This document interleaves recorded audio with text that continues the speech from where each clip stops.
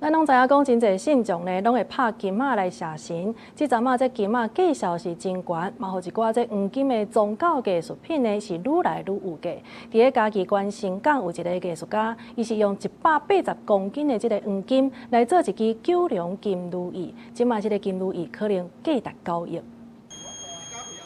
一块黄金放入去眼镜的壳仔内底，烧甲溶去了后，才搁倒入去模具内底。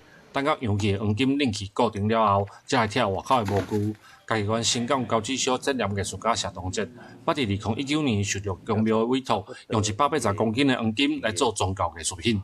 咱即个天公庙拢有一个120变嘛吼，即个一支来转化做迄个如意，也要用黄金落去打造。其实迄个过程压力真大，就是讲你落金啊，我差不多去170地，差不多半点钟就要落搞完。谢东哲是家己做表演啊，甲展览真有名的艺术家，有替真侪公庙做宗教艺术品。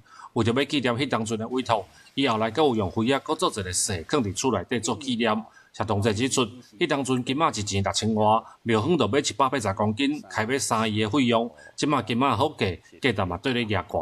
迄阵啊，金仔一钱6000外嘛，所以总用起来照因的尺寸起来吼。伊买迄180公斤，应该是会至少3亿通啊！嘿，即马可能若像甲迄工走较上悬，安尼若换算起来就超10亿有无？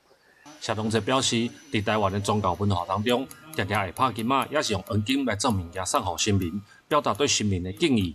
嘛，因为即阵啊黄金价销悬，才互黄金做的宗教工艺品又得到关注。记者林慧婷，嘉义报道。